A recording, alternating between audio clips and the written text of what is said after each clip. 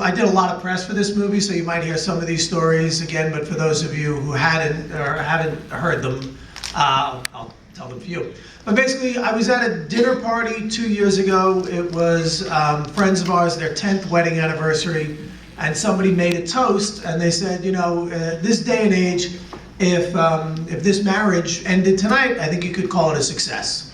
And all the couples at the dinner laughed, and we sort of then talked about how, you know, sort of, it's true today, and that's, you know, kind of tragic. So from that, I thought, oh, you know, maybe that's the next idea for a screenplay, looking at sort of modern marriages and why they, you know, what makes them succeed and why they don't work.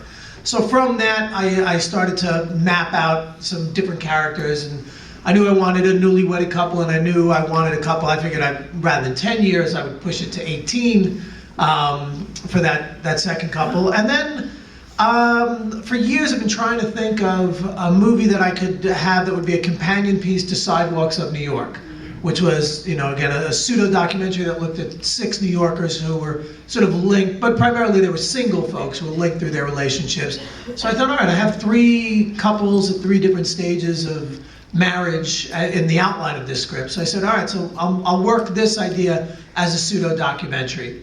So with those 2 ideas in my head, that's when I started to write the screenplay. So. It has a real nice, you know, relaxed, you know, feels, you know, cool vibe.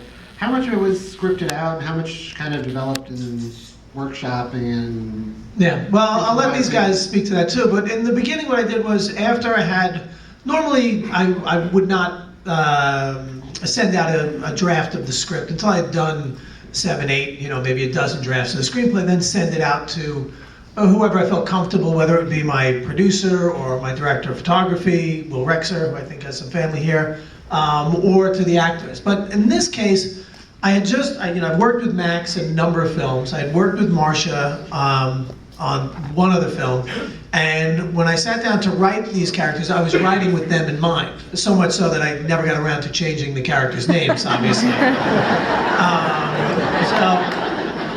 But after probably, I don't know, it was maybe my 2nd or 3rd draft, I brought them in and I said, you know, I want you guys to help me flesh these characters out. So, you know, with Marcia, we sat down and we kind of read through the scenes, right? I mean, you can sort of tell what that process was like if you want to. Well, Eddie was so great because we did read through the scenes and sort of got a feel of who the character was, and then we sort of talked about how we could make her be a little different, or because he was very much like, I want you to just go for it and feel free to sort of, you know, make your stamp on with this character. And so what we ended up talking about was sort of, he goes, if you were going through a divorce, what, you know, what would she do? Would she be crying and over spilt milk, or what would she do? And I said, well, I think I would just be going out and finding young hot guys.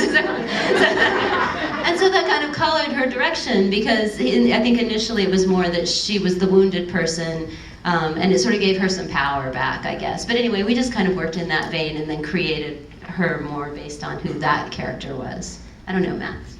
And then Max, also one thing, before Max answers, I don't know if you remember this conversation, it was after Nice Guy Johnny, you had talked about, like, you were thinking about quitting acting. You had said, like, oh, Max does a lot of theater, and just talking about, like, not getting a lot of, you know, there aren't a lot of great roles out there.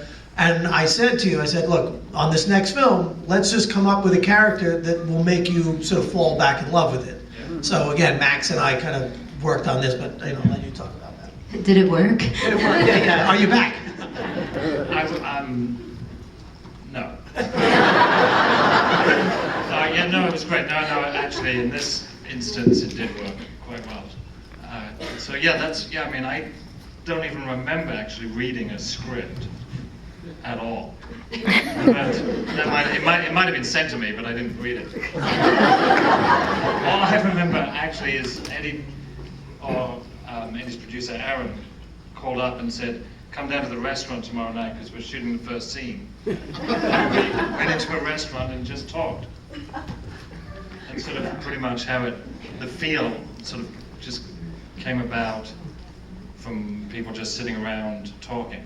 And that's sort of really what I thought the genesis of some of the scenes were and the characters were, and because we'd known each other for a while, I think it just was a very natural thing to do. Yeah. Well, the thing that we're talking back to the Sidewalks of New York and sort of the pseudo documentary, what we did in that first scene that opens up the film in the restaurant, we shot the film with a three-man crew primarily. It was a camera person. We didn't really even have a sound person. We had these, traditionally you would have a sound mixer with a boom, and you've got microphones on you, and as the scene is playing, they're riding the levels and making sure that all the sound is okay. We basically had these, what looked like a old Sony Walkman. It was a flash card recorder that the actors would wear in their pocket, or in that restaurant scene. You see it in my pocket in the film, Yeah, actually. yeah. No, I said you can see my mic in about 4 different scenes in the film. Because we didn't have a sound person, we were just doing the mics ourselves.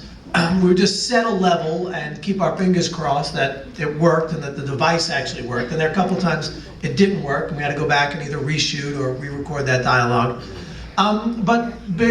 Because we were going to go for this documentary vibe, I thought, well, why don't we throw the characters into real environment? So all those restaurants and bars and coffee shops that we shot in, they're open for business. So, that opening scene for brunch, everybody in that restaurant is there having brunch except for us. And I had brunch. you may have picked up, yeah. And he picked up the tab as well. Thank you for that.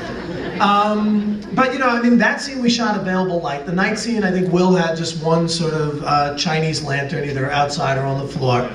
We didn't have a boom. We weren't slating anything. There's no script supervisor. These guys.